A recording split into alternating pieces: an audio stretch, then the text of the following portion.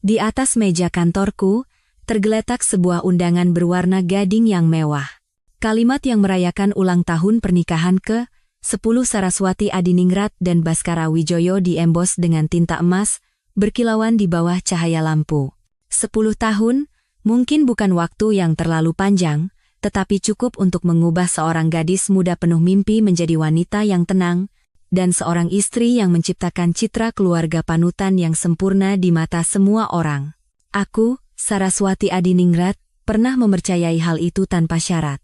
Dulu aku berpikir hidupku adalah sebuah simfoni merdu tanpa satu nada sumbang pun, dan suamiku, Baskara Wijoyo, adalah konduktor brilian yang menciptakan lagu indah itu.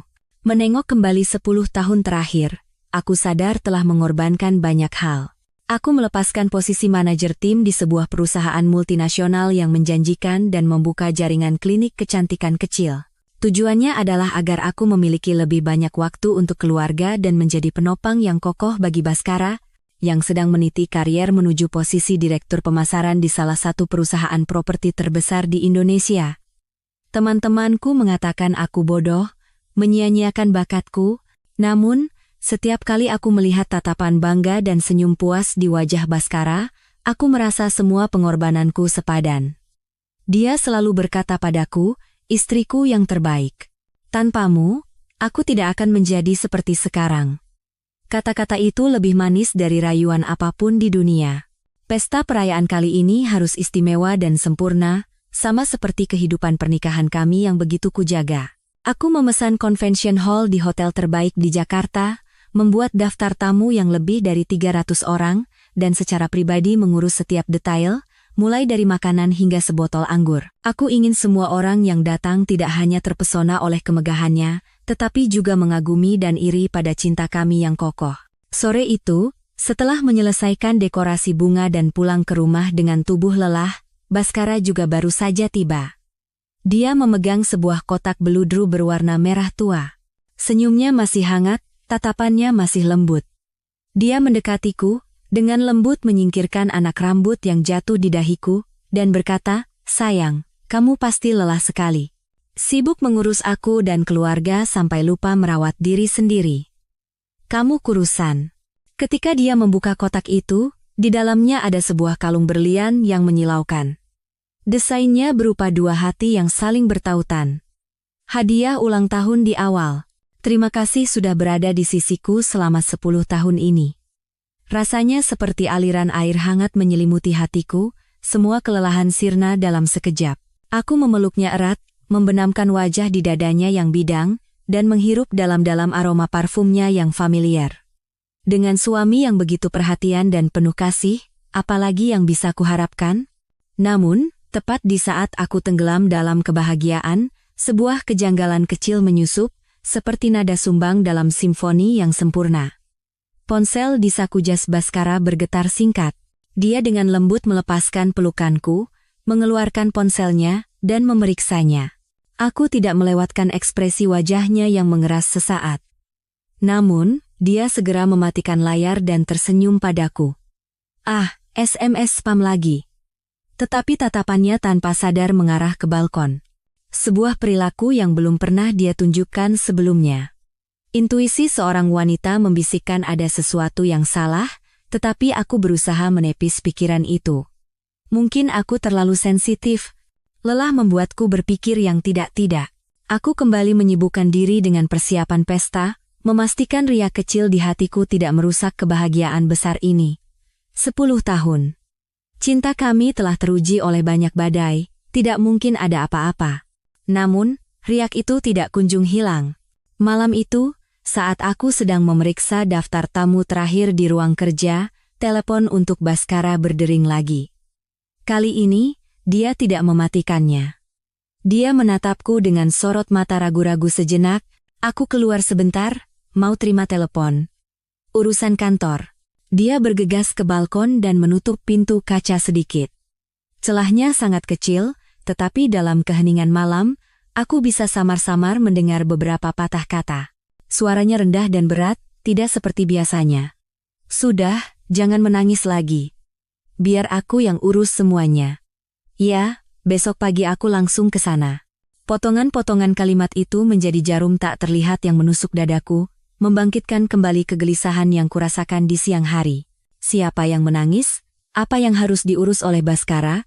Dan mengapa harus besok pagi? Lusa adalah pesta perayaan kami. Ribuan pertanyaan berputar-putar di kepalaku. Aku mencoba fokus pada layar komputer, tetapi huruf-huruf itu menari-nari di depan mataku.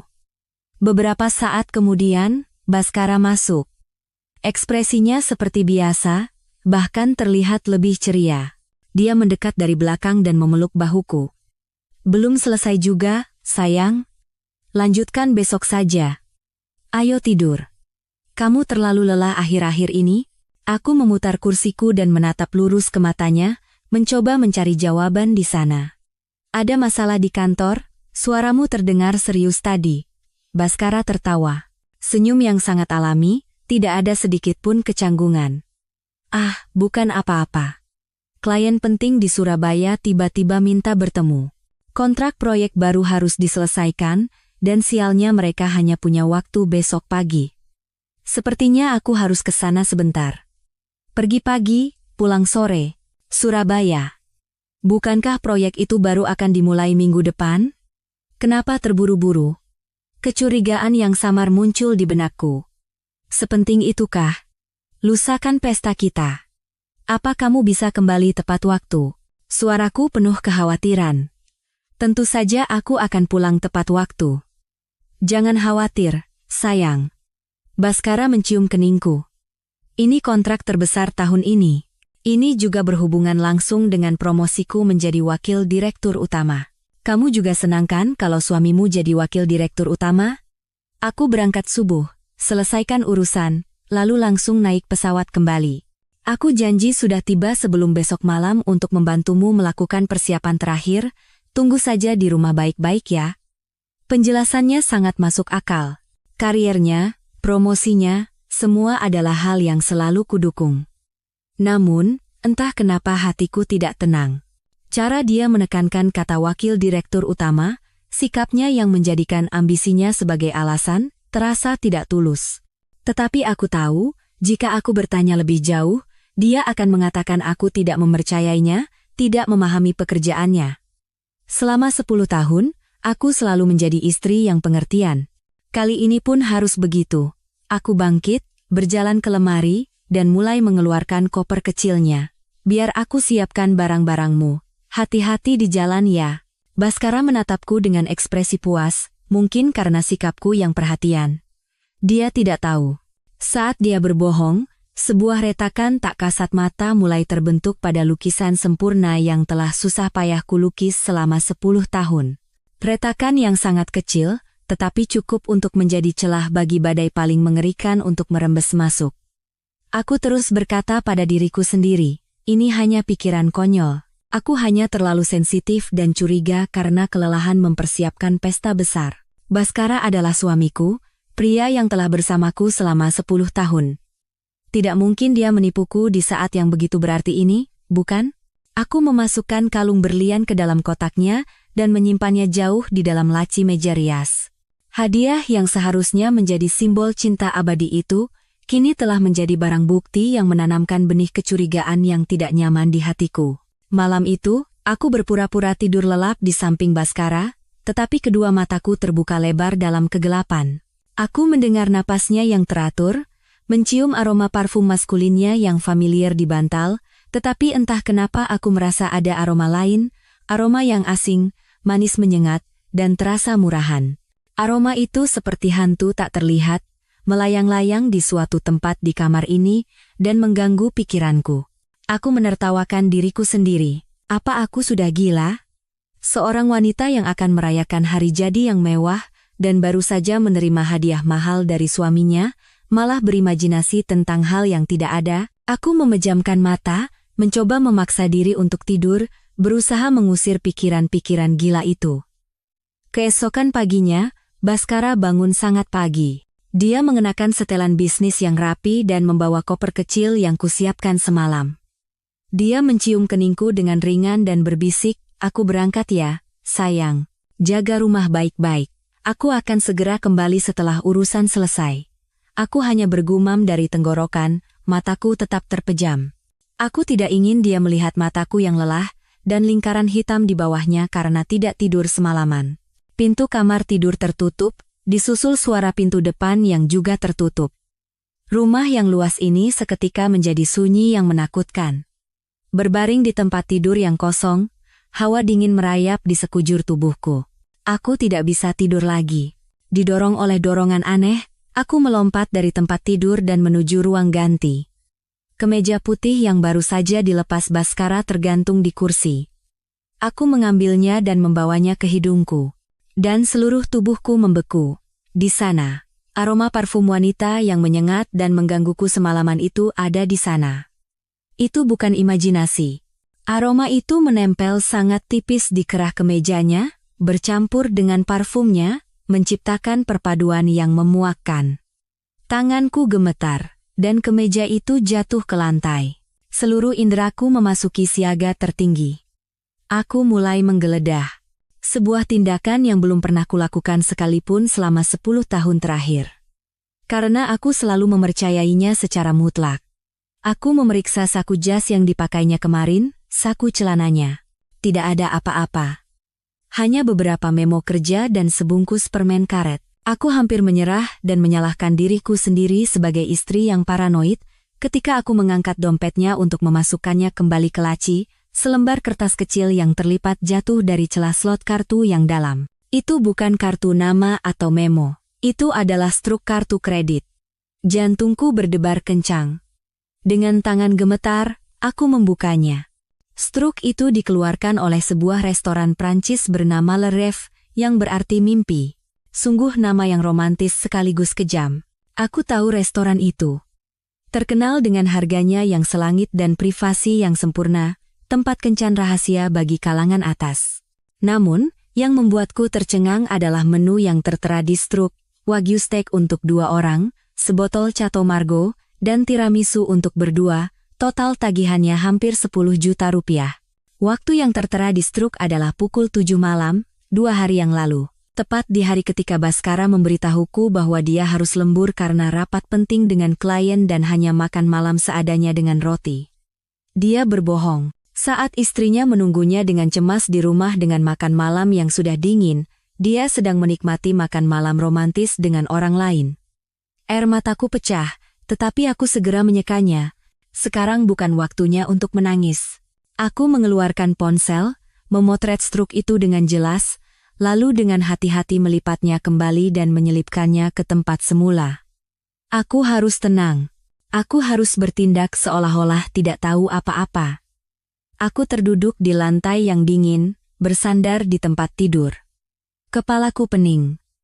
Aroma parfum, makan malam romantis, dan kebohongan. Potongan-potongan puzzle yang tersebar kini tersusun menjadi sebuah gambar yang tidak pernah ingin kulihat. Siapa wanita itu? Rekan kerja, klien, atau seseorang yang sama sekali tidak kukenal? Sejauh mana hubungan mereka? Aku tidak ingin berpikir lebih jauh. Bila pisau tajam bernama pengkhianatan terasa mengiris hatiku sepotong demi sepotong, membuatku sesak napas. 10 tahun cinta, 10 tahun kepercayaan, 10 tahun pengorbanan. Apakah semua ini hanya dibalas dengan tipu daya seperti ini? Aku tertawa. Tawa getir dan penuh kebencian menggema di kamar yang kosong. Aku terlalu naif, terlalu mudah mempercayai cinta yang sempurna. Aku membangun istana di atas pasir, dan kini, dengan satu ombak kecil, segalanya siap runtuh. Tapi tidak. Aku tidak akan membiarkannya runtuh begitu saja. Jika semua yang kubangun adalah sebuah sandiwara, maka aku juga tidak akan menjadi penonton yang diam. Aku bangkit dan masuk ke kamar mandi. Di cermin, terpantul wajahku dengan mata bengkak dan pucat. Aku menyalakan air dingin dan membasuh wajahku, mencoba membersihkan kelemahan dan rasa sakit. Saraswati, sadarlah. Jangan hancur. Kau harus mencari kebenaran. Menghadapinya. Sekejam apapun kebenaran itu, kau harus tahu. Aku menatap diriku di cermin lagi. Sorot mataku menjadi lebih tajam. Jika seseorang memulai sandiwara ini, maka akulah yang akan menulis akhir ceritanya. Perjalanan bisnis ke Surabaya. Mungkin itu bukan perjalanan Baskara seorang diri. Sebuah rencana berani mulai terbentuk di kepalaku. Sebuah rencana yang mungkin akan membakar segalanya, tetapi aku tidak punya pilihan lain. Tekad mengalahkan rasa takut dan sakit. Aku tidak bisa hanya duduk diam di rumah, menunggu dalam penderitaan dan spekulasi. Aku harus melihatnya dengan mataku sendiri. Aku harus mendapatkan bukti yang tak terbantahkan. Hanya dengan begitu aku akan tahu apa yang harus kulakukan selanjutnya. Rencana ini harus dieksekusi dengan sempurna, tanpa meninggalkan jejak apapun yang bisa dicurigai Baskara. Aku mengambil ponsel dan menelepon manajer klinikku. Mbak Rini, tolong batalkan semua jadwalku selama 2 hari ini. Ada urusan mendadak ke Surabaya. Oh, dan tolong pesankan tiket pesawat ke Surabaya. Yang paling cepat ya. Bayar pakai kartu Mbak Rini dulu, nanti kirim infonya, saya langsung transfer. Suaraku tenang dan profesional, tidak menunjukkan emosi apapun. Baik Bu, tiba-tiba sekali. Ada yang perlu saya siapkan? Tanya Mbak Rini, terdengar terkejut. Tidak apa-apa. Ini urusan pribadi. Tolong bilang saja pada klien, ada pakar dari brand kosmetik rekanan kita yang tiba-tiba datang ke Indonesia, jadi saya harus menemuinya langsung untuk negosiasi kontrak lini produk baru. Aku menciptakan alasan bisnis yang sangat masuk akal. Baskara tahu aku berencana memperluas skala klinik. Menemui rekanan adalah hal yang sangat biasa, dan jika suatu saat dia tidak sengaja mendengarnya, dia tidak akan curiga sedikit pun. 15 menit kemudian, informasi penerbangan tiba melalui pesan teks. Penerbanganku berangkat tepat 1,5 jam setelah penerbangan Baskara. Waktu yang cukup aman untuk pergi ke bandara dan tidak berpapasan dengannya. Aku membuka lemari dan mengeluarkan koper kecil, tanganku melewati gaun-gaun mewah, dan setelan kantor yang elegan. Aku tidak memilihnya. Sebaliknya, aku mengeluarkan beberapa potong pakaian berwarna gelap dan sederhana, topi baseball, kacamata hitam besar, dan sepatu kets. Aku harus menjadi orang lain, orang tak terlihat yang bisa berbaur dengan keramaian. Saat berkemas, kenangan perjalanan kami di masa lalu membanjiri pikiranku. Saat kami pertama kali berlibur bersama, dia dengan hati-hati menata setiap potong pakaianku di koper. Katanya, barang milik istri harus diperlakukan dengan berharga. Saat kami merayakan ulang tahun pernikahan kelima di Paris, dia diam-diam memesan restoran di Menara Eiffel dan membuatku terharu. Kenangan manis itu kini menjadi pisau yang semakin menyayat hatiku. Apakah pria yang begitu perhatian dan lembut itu benar-benar telah tiada? Atau sejak awal, itu hanyalah salah satu dari sekian banyak peran yang dia mainkan? Aku menggelengkan kepala, mengusir bayangan-bayangan itu. Sekarang bukan waktunya untuk lemah. Aku mengenakan mantel, menyeret koper, dan berjalan ke pintu. Sebelum pergi, aku berhenti sejenak di depan foto pernikahan kami yang besar di ruang tamu. Di foto itu, aku dan Baskara tersenyum bahagia. Foto yang diambil 10 tahun lalu, saat kami masih pasangan muda yang percaya pada cinta berwarna merah jambu. Aku mengulurkan tangan dan dengan lembut mengusap wajah Baskara di foto. Mas Baskara, bisikku. Aku memberimu 10 tahun. 10 tahun kepercayaan dan cinta tanpa syarat. Jika kali ini kau benar-benar mengkhianatiku, jangan salahkan aku jika aku menjadi kejam. Aku berbalik, tanpa menoleh sedikit pun. Foto pernikahan itu tetap di tempatnya, senyumnya masih cemerlang, tetapi bagiku, itu kini telah menjadi simbol kebohongan. Penerbangan ke Surabaya memakan waktu sedikit lebih dari 1 jam, tetapi terasa seperti selamanya bagiku. Aku duduk di dekat jendela, memandangi awan putih yang berlalu begitu saja, hatiku berkecamuk. Apa yang harus kulakukan setibanya di sana? Bagaimana cara melacaknya?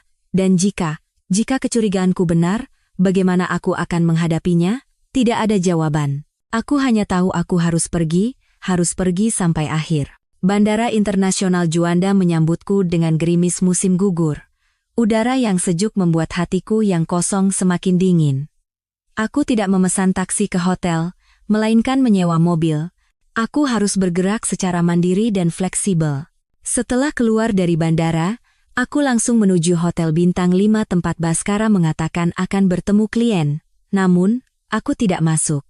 Aku memarkir mobil di sebuah kafe di seberang yang memungkinkan aku melihat seluruh lobi hotel. Aku memesan secangkir kopi hitam pekat. Rasa pahitnya sedikit menjernihkan pikiranku. Aku duduk di sana, menunggu dengan sabar seperti pemburu yang menanti mangsanya. Waktu berjalan lambat, 1 jam, 2 jam, lalu 3 jam. Aku sudah menghabiskan 2 cangkir kopi. Jantungku mulai berdebar lebih cepat, campuran antara cemas dan gelisah. Jangan-jangan dia berbohong tentang tempatnya juga? Apakah aku berada di tempat yang salah? Tepat saat aku hendak menyerah, sosok yang familiar muncul di lobi hotel. Bhaskara. Dia tidak mengenakan setelan bisnis, melainkan kemeja dan celana kasual. Dia sedang berbicara di telepon dengan ekspresi sedikit cemas. Aku segera mengeluarkan kamera digital kecil dengan lensa tele yang telah kusiapkan dan mengarahkannya padanya. Aku menahan napas, berusaha agar tanganku tidak gemetar. Beberapa detik kemudian, sebuah taksi putih berhenti di depan pintu masuk hotel. Pintu belakang terbuka, dan seorang wanita muda turun. Dia mengenakan gaun sederhana bermotif bunga, rambut panjangnya tergerai, dan wajahnya pucat karena kelelahan. Namun, yang membuatku terkejut bukanlah kemunculannya, melainkan tindakan Bhaskara selanjutnya. Dia segera mematikan telepon dan berlari menghampirinya. Bukan sekadar membukakan pintu mobil sebagai basa-basi, melainkan dia berputar ke belakang wanita itu dan memapahnya dengan gerakan penuh kekhawatiran dan kelembutan. Dia menyampirkan jasnya di bahu wanita itu, satu tangan menopangnya, tangan yang lain merangkul pinggangnya. Mereka tidak masuk ke hotel. Mereka menuju ke area parkir. Aku segera menyalakan mesin mobil dan mengikuti mereka. Jantungku sesak seolah diremas seseorang. Tindakan Bhaskara bukanlah sikap seorang atasan terhadap bawahan atau rekanan. Itu adalah perhatian dan kekhawatiran seorang pria terhadap wanitanya. Mobil Bhaskara perlahan keluar dari tempat parkir. Aku menjaga jarak aman dan mengikutinya dari belakang. Jalan di depan yang kabur dalam kabut hujan terasa seperti masa depan pernikahanku, berkabut dan tak terlihat jalan keluarnya. Tapi aku harus terus berjalan. Sampai ke ujung jalan itu, untuk memastikan kemana tujuan mereka. Untuk melihat dengan mata kepala sendiri betapa mengerikannya kebenaran yang harus kuhadapi. Audi hitam milik Bhaskara meluncur di jalanan Surabaya yang basah oleh hujan. Aku mengikutinya dari belakang, menjaga jarak yang cukup. Jantungku berdebar kencang di dalam tulang rusukku. Jalanan yang dilewatinya, tidak ada gedung perkantoran atau pusat perbelanjaan yang terlihat. Dia menuju ke pinggiran kota yang semakin sepi. Rasa cemas di dalam diriku seperti air tanah yang naik, semakin besar seolah siap menelanku kapan saja. Aku telah mempersiapkan skenario terburuk. Bahwa aku akan melihat mereka bergandengan tangan masuk ke sebuah hotel terpencil. Aku pikir aku bisa menahannya. Rasa sakitnya akan berhenti pada tingkat perselingkuhan fisik. Namun, kenyataan jauh lebih kejam dari apapun yang bisa kubayangkan. Mobil Bhaskara akhirnya berhenti. Tapi tempat itu bukan hotel atau resor romantis. Itu adalah sebuah bangunan putih yang terpencil di pinggir jalan yang sepi, dan di papan nama birunya tertera tulisan yang jelas, Klinik Bersalin Anugrah. Klinik Bersalin. Dua kata itu seperti sambaran petir yang menghantam kepalaku, membuat pikiranku kosong. Kenapa? Kenapa mereka datang ke sini?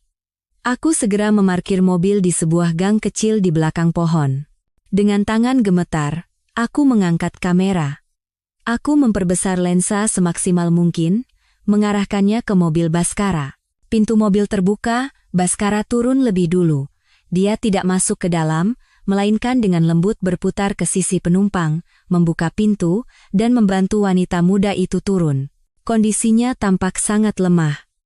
Langkahnya goyah, satu tangan berpegangan pada bahu Bhaskara, tangan lainnya memegangi perut bagian bawahnya. Bhaskara memapahnya, berjalan sangat perlahan.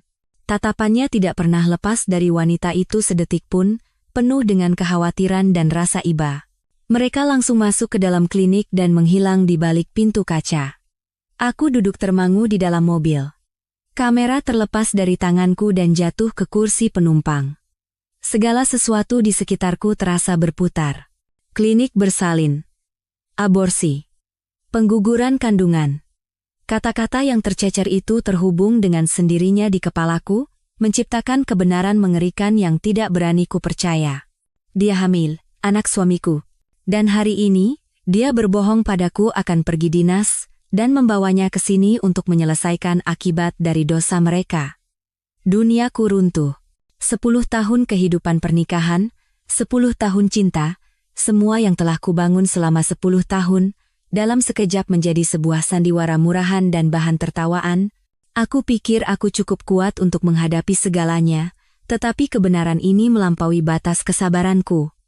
Rasa sakit menyerang. Bukan sakit fisik, melainkan rasa sakit yang datang dari lubuk jiwa. Rasanya seperti hatiku terkoyak menjadi ratusan keping. Aku membenamkan kepala di setir dan menangis tanpa suara. Tenggorokanku tercekat, tidak ada suara yang keluar, hanya air mata panas dan pahit yang terus mengalir tanpa henti, bercampur dengan tetesan hujan yang menghantam kaca mobil. Kenapa ini terjadi padaku? Apa salahku hingga harus menerima perlakuan seperti ini? Aku telah mendedikasikan karier dan masa mudaku untuk menjadi istrinya, menjadi penopang yang kokoh. Aku mempercayainya secara buta, dan inikah balasannya? Dia punya anak dengan wanita lain. Sebuah nyawa yang pernah ada. Itu berarti hubungan mereka bukan lagi sekadar main-main. Mereka sudah melangkah terlalu jauh. Aku tidak tahu sudah berapa lama aku menangis. Ketika tenggorokanku terasa kering dan kedua mataku bengkak, aku mengangkat kepala. Aku menatap bangunan putih itu. Tempat suamiku sedang berada di sisi wanita lain, merawatnya setelah mereka bersama-sama membuang darah dagingnya sendiri. Rasa mual membuncah dari dalam perutku. Aku membencinya, membenci wanita itu, dan membenci diriku sendiri yang begitu bodoh dan buta. Aku ingin melompat keluar dari mobil, berlari ke dalam sana, dan menghancurkan segalanya. Aku ingin menampar pipi Baskara, dan menunjukkan pada dunia wajah asli pria yang pernah kupuja itu. Namun, akal sehat menahanku. Jika aku membuat keributan sekarang, apa yang akan kudapatkan? Simpati dan cemoohan orang-orang, dan pembelaan tak tahu malu dari Baskara. Dia akan mengatakan wanita itu hanyalah rekan kerja yang sedang kesulitan, dan dia hanya membantunya. Dan di mata semua orang, aku akan menjadi istri yang cemburu buta, seorang pembuat onar. Tidak, tidak bisa begitu. Aku tidak akan membuat diriku serendah itu. Aku menarik napas dalam-dalam, berusaha menenangkan diri. Aku menyeka air mata dan mengambil kamera lagi. Tanganku masih gemetar, tetapi sorot mataku menjadi sedingin bilah pisau. Aku tidak berhenti merekam. Terus merekam dan mendokumentasikan segala sesuatu, sampai ke detail terkecil. Ini bukan lagi bukti untuk menangkap basah perselingkuhan. Ini akan menjadi surat putusan yang akan kujatuhkan pada Baskara, surat dakwaan yang akan mengungkap dosanya. Sekitar 2 jam lebih berlalu, pintu klinik terbuka lagi, Baskara keluar sambil memapah wanita itu. Dia terlihat lebih pucat dan lemah daripada saat masuk.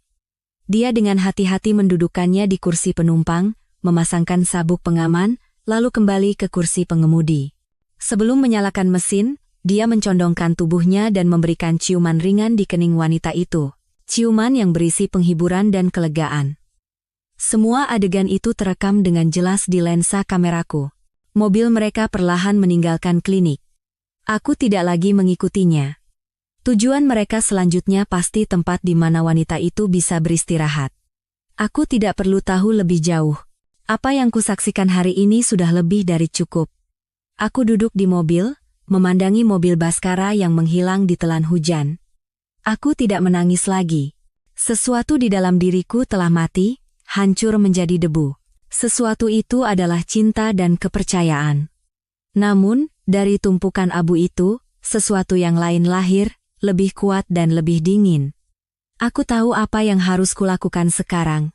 Sandiwara ini harus terus berlanjut. Dan orang yang akan menentukan kapan tirai ditutup adalah aku. Hujan di luar jendela mobil sepertinya semakin deras. Tetesan air menghantam kaca dengan keras, mengeluarkan suara yang mendesak dan sedih, seperti gejolak hatiku. Aku tidak langsung pergi. Aku duduk diam tak bergerak di dalam mobil yang dingin, menatap gedung klinik tempat sebuah tragedi baru saja dipentaskan di depan mataku. Tragedi di mana akulah satu-satunya penonton. Rasa sakit itu masih ada. Pedih dan nyeri seperti luka yang ditaburi garam. Namun di atas rasa sakit itu, kemarahan yang dingin perlahan menggerogoti hatiku. Aku sudah menangis, sudah menjerit tanpa suara, sudah membiarkan kelemahan menggerogoti jiwaku. Tapi sekarang, cukup. Air mata tidak akan mengubah kebenaran, tidak akan membuat pengkhianat menyesal. Hanya tindakan-tindakan yang tegas dan kejam, yang akan mengembalikan keadilan atas 10 tahun masa mudaku dan kepercayaanku yang hilang. Aku menyalakan mesin mobil, tetapi tidak kembali ke bandara. Sebaliknya, aku mengemudikan mobil ke sebuah kafe kecil yang tenang, tempat aku bisa menata pikiran yang kacau. Aku memesan secangkir espresso. Rasa pahit yang menusuk lidah menembus otakku, anehnya membuat pikiranku menjadi jernih. Aku duduk di sana, mengeluarkan kamera, dan menonton kembali rekaman yang baru saja kuambil. Setiap gerakan Baskara dan wanita itu, setiap gestur mereka, terekam jelas di layar. Cara dia memapahnya dengan lembut, cara dia menatapnya dengan cemas, dan ciuman penghiburan di keningnya. Setiap frame terasa seperti sayatan pisau, tetapi aku tidak menghindar. Bukan untuk menyiksa diriku sendiri, tetapi untuk menanamkan pengkhianatan ini dalam-dalam di hatiku, untuk menjadikannya bahan bakar dan percikan api yang akan menyulut dendamku. Mereka telah melakukan perbuatan keji bersama-sama. Membuang satu nyawa. Mereka pikir semuanya akan terkubur dalam keheningan, bahwa aku tidak akan pernah tahu. Tapi mereka salah. Aku tidak hanya tahu, aku bahkan punya buktinya. Video ini bukan sekadar bukti perselingkuhan. Ini adalah bukti penipuan yang terencana, bukti kebobrokan moral, dan aku akan menggunakannya. Bukan sekarang, tetapi pada saat yang paling tepat, saat di mana ia bisa menghasilkan daya hancur yang paling besar, aku menyesap kopiku. Rasa pahit menyebar di mulutku, tetapi kepalaku anehnya terasa jernih. Sebuah rencana mulai terbentuk, hingga ke detail terkecil. Aku tidak akan membuat keributan atau menuntut penjelasan. Aku tidak akan memberikan petunjuk apapun pada Baskara bahwa aku tahu segalanya. Aku akan kembali ke Jakarta, kembali ke rumah itu, dan terus memainkan peranku sebagai istri yang bijaksana, wanita bahagia yang menantikan hari jadi pernikahan. Aku akan membiarkannya terus terbuai dalam kepuasan dan rasa aman sebagai seorang pembohong profesional. Pesta ulang tahun pernikahan ke-10. Dia ingin menggunakannya untuk menaikkan citranya, menjilat atasannya, dan sebagai batu loncatan untuk posisi wakil direktur utama yang begitu didambakannya. Baiklah, aku akan membantunya menjadikan pesta itu sebagai acara yang tak akan pernah terlupakan. Aku akan menjadikannya panggung terbesar dan termegah, agar sandiwaranya berakhir dengan cara yang paling memalukan dan tragis. Sebuah panggung di mana wajah asli suami panutan, direktur pemasaran yang kompeten, akan terungkap di depan semua tamu, jajaran direksi, rekanan bisnis, dan kedua keluarga besar. Aku ingin membuatnya kehilangan segalanya, tepat di tempat di mana dia yakin akan memiliki segalanya. Aku tersenyum. Senyum dingin yang belum pernah muncul di bibirku selama beberapa tahun terakhir. Air mata telah berhenti, dan di tempatnya, ada tekad sekeras baja. Air mata Saraswati yang lemah telah terkubur di tanah Surabaya ini. Orang yang kembali ke Jakarta adalah orang yang berbeda. Seseorang yang tahu cara berhitung, tahu cara bersabar, dan tahu cara mengambil kembali apa yang menjadi miliknya. Aku mengeluarkan ponsel dan memesan tiket pesawat kembali ke Jakarta sore ini. Aku harus kembali lebih dulu darinya. Aku harus menghapus semua jejak perjalanan ini. Aku tidak akan membiarkan kesalahan sekecil apapun merusak rencanaku. Aku membayar kopi dan meninggalkan kafe. Hujan telah reda, dan sinar matahari yang samar setelah hujan berusaha menembus awan kelabu. Seperti secercah harapan akan keadilan yang mulai tumbuh di hatiku. Aku mengemudikan mobil ke bandara. Tidak ada lagi keraguan atau ketakutan di hatiku. Aku tahu jalan di depan tidak akan mudah. Aku harus hidup dalam kebohongan, harus menghadapi orang yang telah mengkhianatiku setiap hari, dan harus tersenyum sementara badai mengamuk di hatiku. Tapi aku akan melakukannya. Demi 10 tahunku, demi kepercayaanku yang hilang, dan demi anak yang tidak sempat melihat dunia itu. Mereka pantas mendapatkan balasan yang setimpal. Pesawat membawaku meninggalkan Surabaya. meninggalkan rasa sakit dan kebenaran yang kejam. Tapi aku tidak melarikan diri. Aku kembali untuk bertarung. Dan dalam perang ini, aku pasti akan menjadi pemenangnya. Mas Baskara, sandiwaramu akan segera berakhir, dan babak terakhirnya akan kutulis sendiri. Babak terakhir yang penuh air mata. Tapi itu akan menjadi air matamu. Bukan air mataku. Saat pesawat mendarat di Bandara Internasional Soekarno-Hatta, Jakarta menyambutku dengan sinar matahari sore yang cerah. Sinar keemasan tumpah di landasan pacu. Sangat kontras dengan suasana Surabaya yang muram dan hujan. Aku menarik napas dalam-dalam, merasakan udara yang familiar, tetapi hatiku terasa berat. Aku harus cepat pulang. Sebelum Baskara kembali, aku harus kembali ke rumah kami dan memulai sandiwara terbesar dalam hidupku. Aku mengembalikan mobil sewaan, naik taksi, dan langsung menuju rumah. Selama perjalanan, aku terus meyakinkan diriku sendiri. Harus tenang. Sembunyikan semua emosi. Wajahku, sorot mataku, suaraku. Tidak boleh ada sedikit pun yang menunjukkan keanehan. Aku harus menjadi Saraswati yang kemarin. Istri bijaksana yang mempercayai suaminya sepenuhnya, wanita yang tenggelam dalam kebahagiaan mempersiapkan hari jadi yang penting. Ketika aku tiba, rumah yang luas itu masih sepi. Aku menghela napas lega.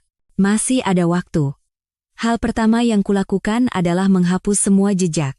Aku memeriksa ponsel, menghapus riwayat panggilan dengan Mbak Rini, pesan konfirmasi tiket pesawat, dan semua foto struk serta foto Baskara dan wanita itu yang telah kusimpan di folder tersembunyi yang dilindungi kata sandi. Video dari klinik kupindahkan ke sebuah USB kecil dan kusembunyikan jauh di dalam buku tua di ruang kerja. Aku mandi dan mengenakan piyama sutra yang lembut. Aku menyemprotkan sedikit parfum beraroma segar yang sangat disukai Baskara. Aku ingin menghapus bau rumah sakit, bau hujan, dan bau pengkhianatan yang membebaniku. Kemudian, aku turun ke dapur dan mulai menyiapkan makan malam. Aku memasak semua makanan favoritnya. Sop buntut, sate ayam, dan bahkan gado-gado. Aku menata makanan dengan apik di meja makan dan meletakkan vas berisi bunga lili yang harum. Aku ingin menciptakan suasana yang hangat dan nyaman, citra seorang istri yang baik yang menunggu suaminya pulang dari perjalanan dinas. Semuanya harus sempurna, tanpa celah. Sekitar pukul 8 malam, aku mendengar suara mobil Baskara masuk. Jantungku berdebar kencang, tapi aku cepat-cepat menguasai diri.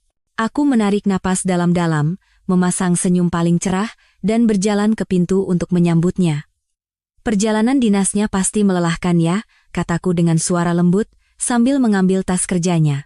Baskara tampak sedikit terkejut dengan sambutanku, tetapi kemudian tersenyum lelah. Iya, sayang. Agak capek, tapi lega karena pekerjaan selesai dengan baik. Dia membungkuk untuk menciumku, tetapi aku dengan cerdik menghindar sehingga bibirnya hanya menyentuh pipiku dengan ringan. Aku tidak tahan dengan sentuhan munafiknya. Aku sudah siapkan makan malam.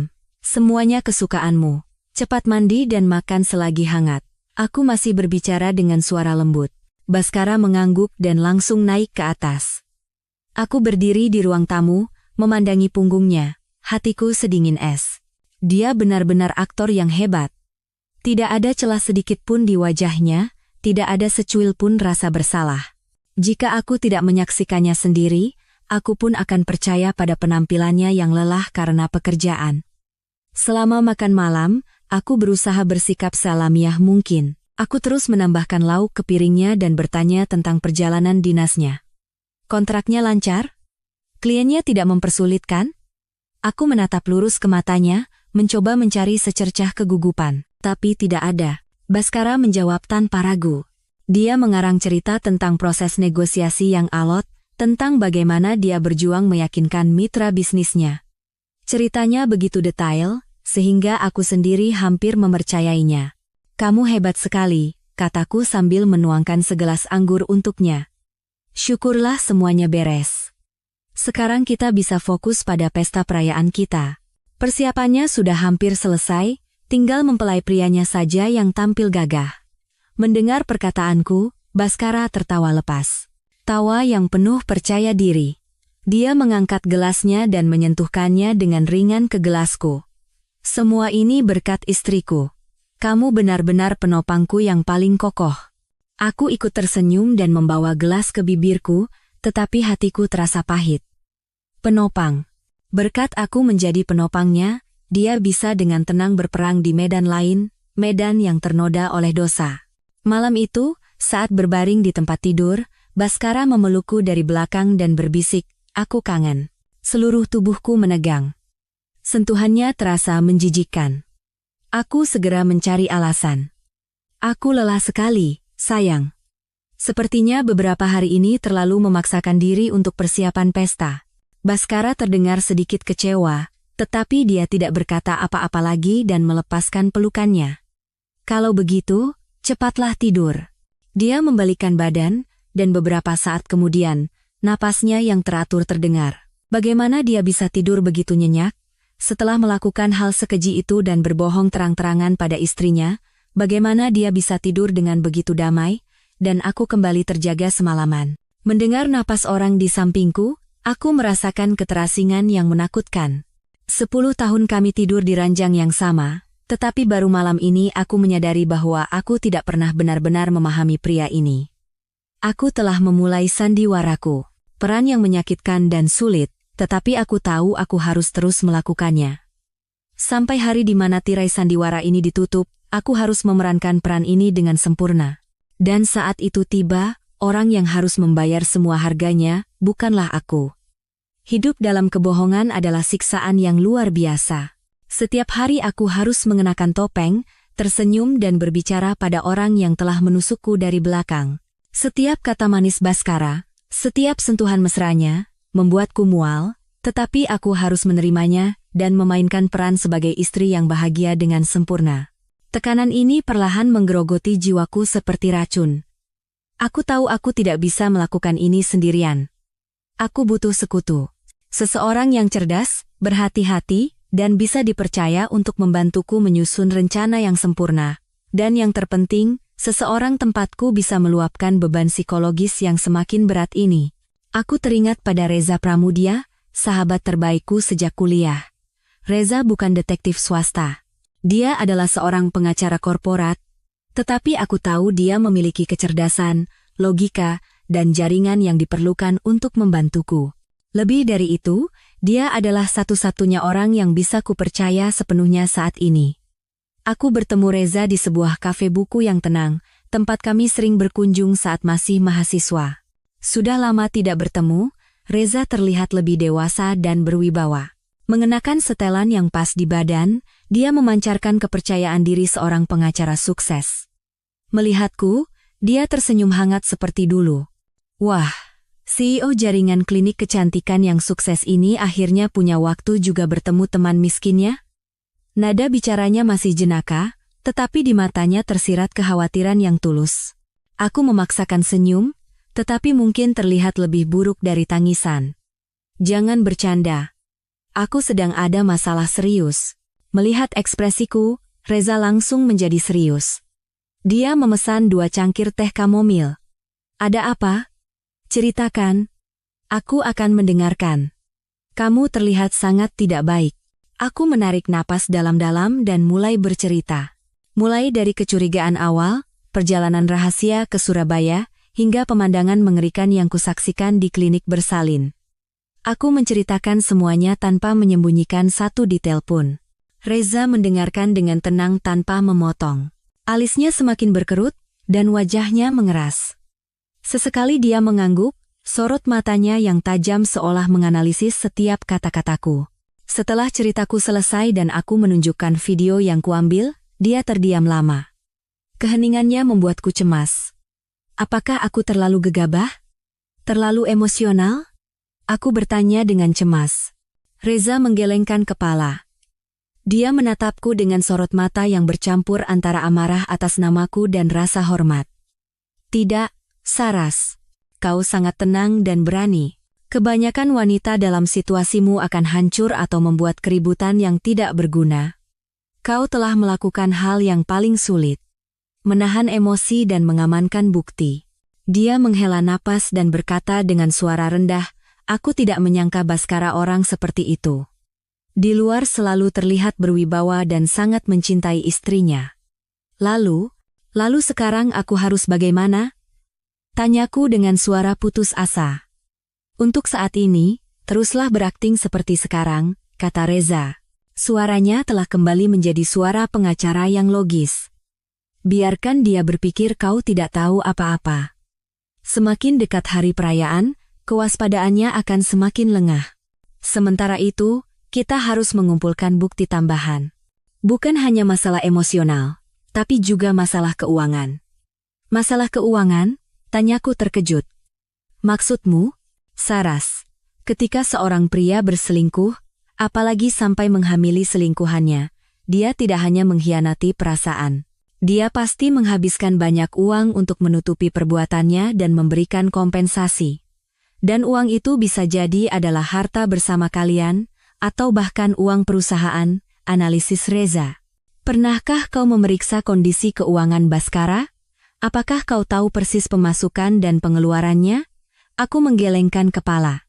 Selama 10 tahun, aku tidak pernah ikut campur dalam urusan keuangan Baskara.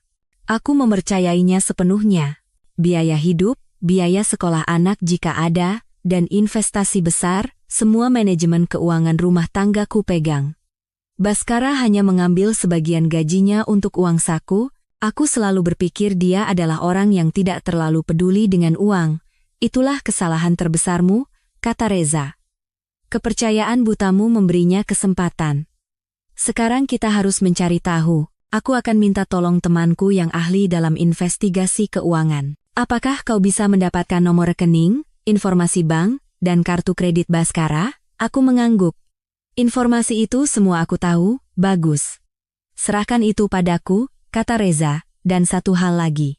Kita harus mencari tahu siapa wanita itu, yang namanya Rania. Identitasnya, latar belakang keluarganya, hubungan sosialnya. Kenali musuhmu, maka kau akan memenangkan pertempuran. Tapi bagaimana cara menyelidikinya? Tanyaku cemas. Jangan khawatir, Reza tersenyum percaya diri. Dunia ini sempit. Apalagi di era media sosial seperti sekarang, dengan satu nama dan beberapa informasi dasar, tidak ada yang tidak bisa ditemukan. Percakapan dengan Reza seperti obat penenang yang kuat. Aku tidak lagi merasa sendirian atau putus asa. Aku memiliki sekutu yang kuat dan otak yang tajam di sisiku. Kami duduk sejenak, menyusun rencana ke depan secara detail. Aku akan terus memainkan peranku dan dengan cerdik mengumpulkan dokumen, struk, dan bukti-bukti terkait keuangan. Reza akan bertanggung jawab atas investigasi di belakang layar. Semua informasi akan kami komunikasikan melalui aplikasi pesan yang aman. Saat meninggalkan kafe, hatiku terasa lebih mantap. Badai masih di depanku, tetapi aku bukan lagi perahu kecil yang rapuh. Aku memiliki seorang kapten dan navigator yang akan menunjukkan jalan. Dan kami akan bersama-sama mengarungi badai ini. Bukan untuk mencapai pelabuhan yang tenang, tetapi untuk menciptakan tsunami besar yang akan menelan orang yang berani mengkhianatiku. Setelah bertemu Reza, aku mulai bergerak lebih hati-hati dan cermat. Sandiwara istri bahagiaku begitu sempurna hingga terkadang aku sendiri merinding. Aku masih menyiapkan sarapan untuk Baskara, menyetrika kemejanya hingga licin, dan melepas serta menyambutnya pulang kerja dengan senyuman. Namun, di balik senyuman itu, di balik sentuhan lembut itu, tersembunyi perhitungan yang dingin. Aku mulai memperhatikan detail-detail terkecil. Ponsel Baskara, yang sebelumnya tidak pernah kusentuh, kini menjadi target pertamaku. Dia sangat berhati-hati, selalu mengunci dengan kata sandi dan hampir tidak pernah meletakkannya. Tapi setiap orang pasti punya celah. Kesempatan datang pada suatu malam saat Baskara sedang mandi. Dia meninggalkan ponselnya di meja kerja di kamar tidur. Jantungku berdebar kencang. Aku tahu waktuku tidak banyak. Aku segera mengambil ponsel itu. Kata Sandi. Aku menarik napas dalam-dalam dan mencoba memasukkan tanggal lahirnya. Salah. Tanggal lahirku juga salah. Tanggal pernikahan kami juga bukan.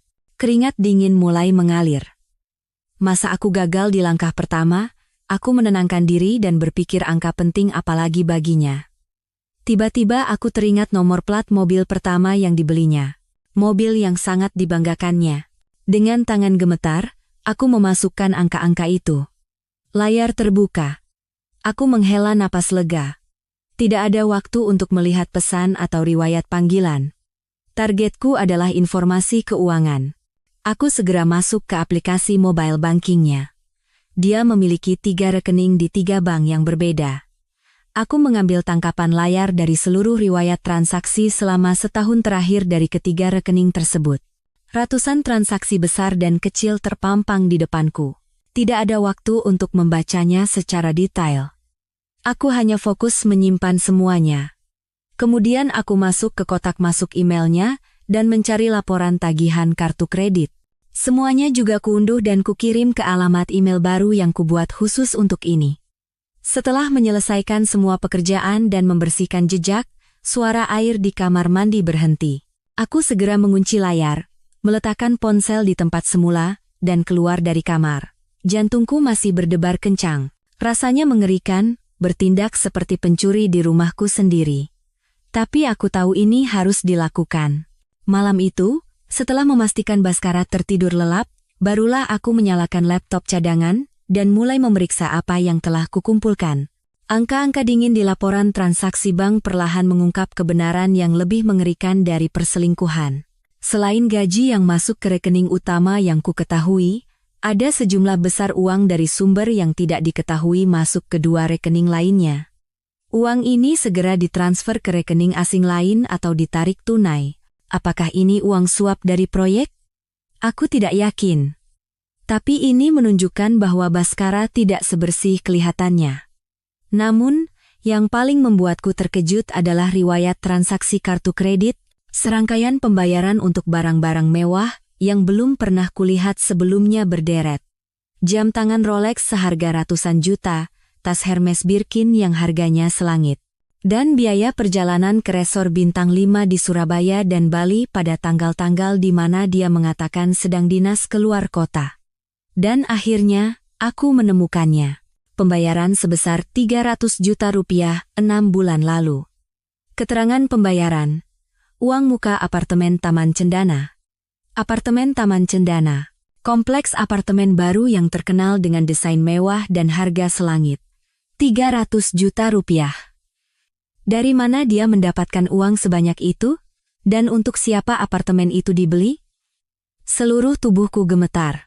Aku teringat 6 bulan lalu, saat Baskara mengatakan membutuhkan uang besar untuk berinvestasi dalam proyek properti yang potensial bersama temannya.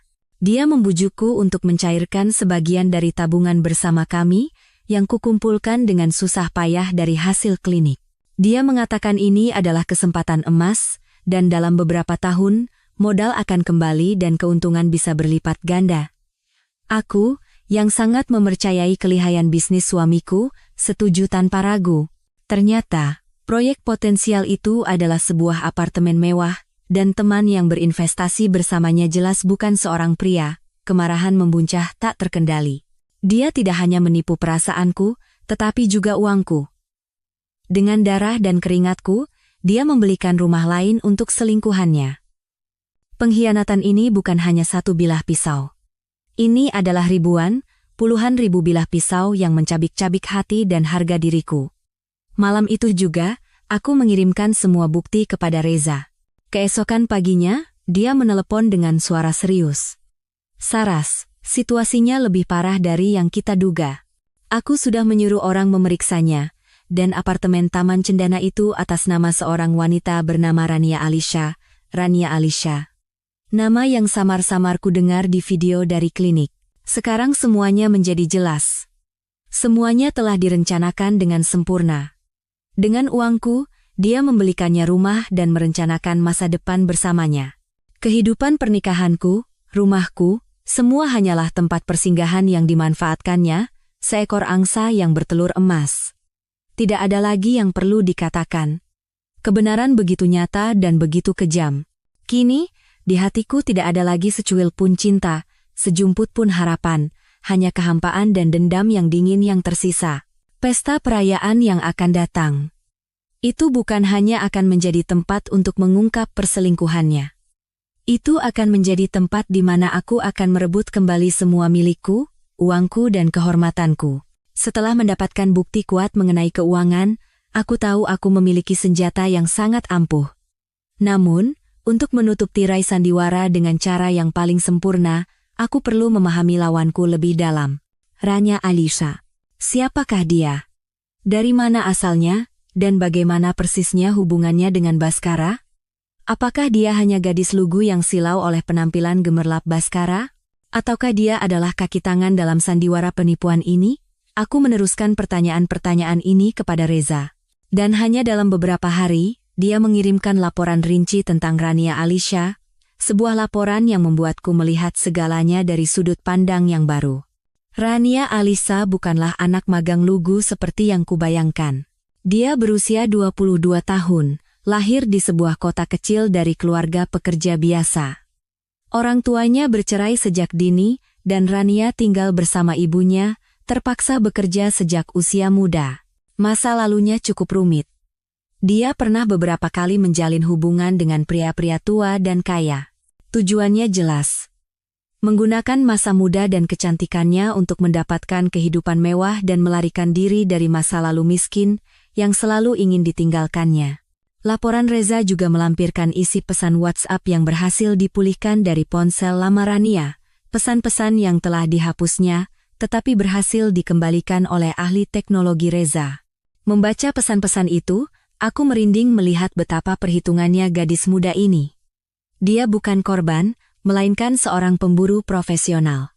Begitu masuk sebagai anak magang di perusahaan, dia sengaja mendekati Baskara. Dengan penampilannya yang rapuh dan lemah, dia membangkitkan rasa kasihan dan insting melindungi dari seorang pria parubaya. Dia terus-menerus mengeluh tentang kondisi keluarganya yang sulit dan mimpi-mimpinya yang kandas, menciptakan citra gadis malang yang butuh perlindungan. Dan Baskara, yang berada di puncak kesuksesan, dan mungkin merasa jenuh dengan kehidupan rumah tangga yang terlalu damai, dengan mudah masuk ke dalam perangkap itu. Dia menemukan kesegaran, kekaguman, dan ketergantungan pada Rania, sesuatu yang tidak bisa ditemukannya pada diriku, istrinya yang terlalu mandiri dan kompeten. Namun, yang paling menjijikkan adalah pesan-pesan setelah dia tahu dirinya hamil. Mas Bas, aku hamil. Aku takut sekali. Aku tidak tahu harus bagaimana. Awalnya, pesan itu terdengar seperti orang yang ketakutan. Namun, beberapa hari kemudian, setelah yakin bahwa Baskara tidak akan meninggalkannya, nada bicara Rania berubah total. Mas, jadi gimana? Masa anak kita nanti tumbuh tanpa ayah? Aku nggak minta status apa-apa kok. Cukup Mas siapkan satu rumah saja untuk menjamin masa depanku dan anak kita. Dia tidak meminta secara langsung. Dia menggunakan bayi itu, menggunakan kelemahan seorang ibu muda untuk menekan, dan perlahan-lahan mencapai tujuannya. Apartemen Taman Cendana adalah hasil dari pesan-pesan itu. Dan setelah mendapatkan rumah, dia mulai menuntut lebih banyak. Mas, kapan mau ceraikan istrimu? Aku nggak mau anak kita nanti disebut anak haram. Katanya cinta sama aku dan anak kita, tapi kenapa nggak bisa kasih status yang jelas? Pesan-pesan itu menjadi semakin mendesak, dan nada lembutnya berubah menjadi keluhan dan tuntutan. Apa Mas masih cinta sama istrimu? Atau Mas takut kehilangan karier yang sudah dia bantu bangun? Kalau Mas nggak punya keberanian untuk melepaskan, lebih baik aku saja yang. Sampai di sini, aku menyadari bahwa keguguran itu mungkin bukanlah kecelakaan yang tidak disengaja. Itu bisa jadi bagian dari rencana Rania. Ketika Baskara masih ragu untuk bercerai, dia mengeluarkan kartu terakhirnya. Mungkin dia sengaja memicu keguguran, atau setidaknya dengan tidak berhati-hati, dia menjadikan dirinya korban yang lebih menyedihkan di depan Baskara, membuatnya merasa lebih bersalah dan berutang budi. Di usia yang baru 22 tahun, bisa memiliki pemikiran dan taktik yang begitu mengerikan, aku tidak lagi memiliki sedikit pun rasa kasihan padanya. Dia dan Baskara, mereka adalah pasangan yang serasi. Yang satu haus materi, yang lain haus akan puja-puji dan rasa berkuasa. Mereka saling menemukan dan bersama-sama menciptakan sandiwara kebohongan yang menginjak-injak kebahagiaanku. Aku mengirimkan laporan ini kepada Reza dengan menambahkan pesan. Aku sudah tahu pasti siapa lawanku. Sekarang saatnya mempersiapkan sandiwara terakhir. Reza langsung menelepon. Saras, apa kau benar-benar akan sejauh ini? Semuanya sudah jelas. Dengan bukti-bukti ini, kau pasti akan menang mutlak dalam gugatan cerai. Tidak perlu memperbesar masalah, kan? Suara Reza terdengar khawatir. Aku mengerti kekhawatirannya. Dia mengkhawatirkanku. Dia takut aku akan terjebak dalam pusaran dendam dan melukai diriku sendiri. Tapi dia tidak mengerti bahwa bagiku sekarang, gugatan cerai saja tidak cukup. Reza, aku bukan hanya ingin bercerai, kataku dengan suara tenang namun tegas. Aku ingin keadilan. Selama 10 tahun, aku hidup untuknya, berkorban untuknya. Dia tidak hanya mengambil uangku, tapi juga kepercayaan dan masa mudaku. Dan sekarang, di hari ulang tahun pernikahan kami yang ke-10, hari yang menjadi simbol pengorbananku, dia ingin menjadikannya batu loncatan untuk kariernya. Aku tidak bisa menerimanya. Aku ingin dia membayar harganya. Aku akan membuatnya kehilangan segalanya, tepat di tempat di mana dia paling merasa percaya diri. Hanya dengan begitu, aku merasa bisa benar-benar memulai hidup baru. Di seberang telepon, Reza terdiam lama. Akhirnya, dia menghela napas. Baiklah. Jika itu keputusanmu, aku akan membantumu sampai akhir. Katakan apa yang harus kulakukan. Aku tersenyum. Aku tahu Reza akan selalu mendukungku. Bantu aku satu hal terakhir. Pesta itu. Semuanya harus direkam dengan sempurna. Waktu berlalu, dan hari pesta yang menentukan itu tinggal kurang dari seminggu. Selama itu, aku hidup seperti aktris kelas 1. Siang hari, aku tetap menjadi Saraswati, istri yang lembut dan bahagia, sibuk mempersiapkan hari jadi yang penting. Bersama Baskara, kami mencoba kembali gaun dan setelan yang dibuat khusus, memutuskan menu final, dan mengirimkan undangan terakhir bersama-sama. Setiap tindakanku penuh dengan kegembiraan dan antisipasi. Baskara sepenuhnya tertipu. Dia tidak curiga sedikit pun, malah terharu dan puas dengan perhatianku. Dia sering memelukku dan berbisik manis, memang istriku yang terbaik. Kalau ada kamu, aku tidak khawatir apa-apa. Setiap kali itu terjadi, aku hanya tersenyum. Kepahitan dan penghinaan yang tersembunyi di balik senyuman itu hanya aku yang tahu. Alasan dia tidak khawatir apa-apa adalah karena aku telah menyiapkan akhir yang luar biasa untuknya. Sementara itu, di belakang panggung, aku dan Reza bergerak tanpa henti. Rencana harus disiapkan dengan sangat detail dan cermat. Video yang akan ditayangkan di pesta akan menjadi sorotan utama dan bom paling kuat. Aku bekerja seharian dengan seorang ahli video yang diperkenalkan Reza untuk mengedit video tersebut. Kami tidak hanya menyatukan foto-foto, tetapi menciptakan sebuah cerita dengan awal, puncak, dan akhir. Awalnya adalah momen-momen bahagia antara aku dan Baskara selama 10 tahun terakhir. Perjalanan bersama, tawa, pelukan. Musik latarnya adalah balada yang manis dan romantis. Tujuannya adalah untuk memberikan efek kejut dan kontras yang lebih besar kepada semua orang ketika kebenaran terungkap. Setelah video bahagia itu berakhir, layar akan tiba-tiba menjadi hitam. Kemudian, video yang diambil di klinik bersalin akan muncul. Tanpa musik apapun, hanya suara hujan yang dingin dan suara mentah dari kenyataan. Pemandangan Baskara yang dengan lembut memapah Rania, ciumannya di kening. Semuanya akan diputar dengan sangat lambat dan jelas. Dan percakapan WhatsApp mereka akan disisipkan sebagai subtitle, tuntutan Rania, janji Baskara. Terakhir, video akan diakhiri dengan foto surat perjanjian jual beli apartemen Taman Cendana, dan struk hadiah-hadiah mahal. Semuanya akan terungkap tanpa bisa disangkal, tapi video saja tidak cukup. Reza memberitahuku, kita harus memastikan tidak ada seorang pun yang akan membela Baskara. Terutama Pak Dirgantara, presdir perusahaannya. Aku tahu Baskara sangat disukai oleh presdirnya dan dia juga mengundangnya sebagai tamu kehormatan di pesta ini. Lalu bagaimana caranya? Tanyaku. Kita harus mengirimkan hadiah untuk beliau. Reza tersenyum penuh arti, sebuah hadiah yang tidak bisa ditolak.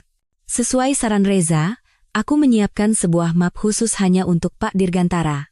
Di dalamnya tidak hanya berisi file video, tetapi juga laporan rinci tentang identitas dan masa lalu Rania, dan yang terpenting, Bukti-bukti suap yang diterima Baskara dari perusahaan subkontraktor. Hasil penyelidikan orang suruhan Reza mengungkapkan bahwa Baskara telah menggunakan jabatannya untuk mengambil cukup banyak uang dari proyek. Ini bukan lagi masalah moral pribadi. Ini adalah tindakan kriminal yang melanggar hukum dan peraturan perusahaan. Tidak ada presdir yang mau mengangkat orang dengan rekam jejak sekotor ini menjadi wakil direktur utama, kata Reza. Map ini akan diserahkan langsung oleh seorang pelayan khusus ke tangan beliau tepat sebelum video ditayangkan. Begitu beliau selesai membacanya, semuanya sudah diputuskan. Segalanya tampak telah disiapkan dengan sempurna. Namun, saat itu, terjadi sebuah insiden tak terduga yang hampir merusak seluruh rencanaku.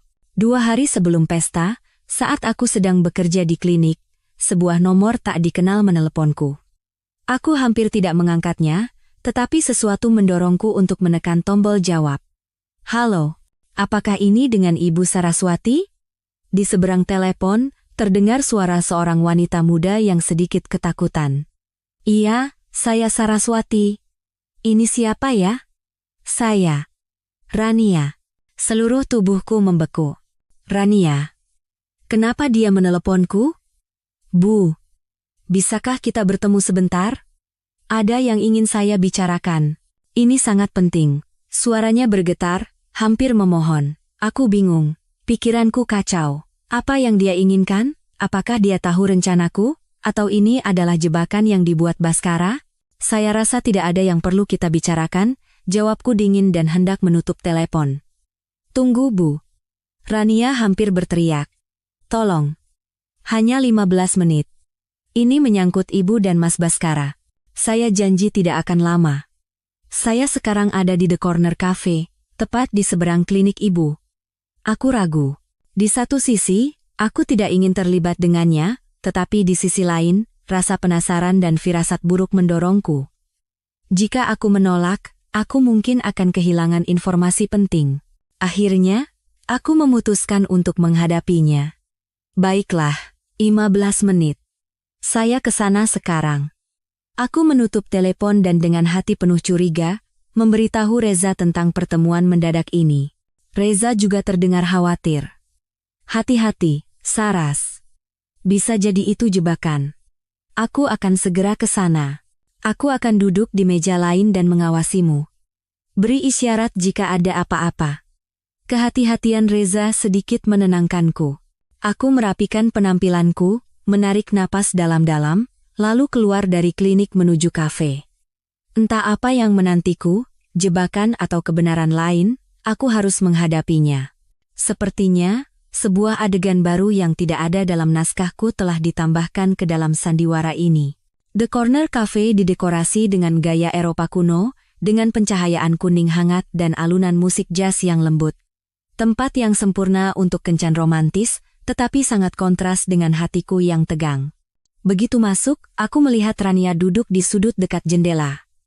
Dia mengenakan gaun longgar, dan wajahnya yang tanpa riasan tampak pucat dan kuyu, matanya yang bengkak jelas menunjukkan bahwa dia telah menangis lama. Dia lebih terlihat seperti korban yang malang daripada seseorang yang sedang memasang jebakan.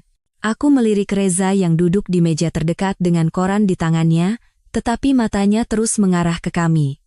Aku mendekat dan menarik kursi di seberang Rania. 15 menit, kataku dengan suara dingin tanpa emosi. Rania tersentak dan mengangkat kepalanya menatapku. Matanya berkaca-kaca. Dia tampak ketakutan, kedua tangannya terkepal erat di atas meja. Maaf, Bu. Saya tahu saya tidak pantas bicara dengan Ibu, tapi saya benar-benar tidak punya cara lain. Dia mulai terisak. Aku hanya melipat tangan dan menunggu dalam diam. Aku tidak punya waktu atau suasana hati untuk menonton sandiwaranya, langsung ke intinya saja, potongku. Rania menarik napas, mencoba menenangkan diri. Mas Baskara. Dia menyuruh saya menggugurkan bayi ini. Dia berkata sambil memegangi perutnya, dan air matanya pecah lagi. Aku tertegun sejenak. Menyuruhnya menggugurkan bayi. Bukankah mereka sudah menyelesaikannya? Apa maksudmu? Bukankah kalian sudah ke klinik? Tanpa sadar aku mengucapkan kata-kata yang mengungkapkan bahwa aku tahu, dan langsung menyesalinya. Rania menatapku dengan mata terkejut, lalu menggelengkan kepala dengan suara getir. Bukan, Bu. Waktu itu saya keguguran karena kondisi kesehatan saya.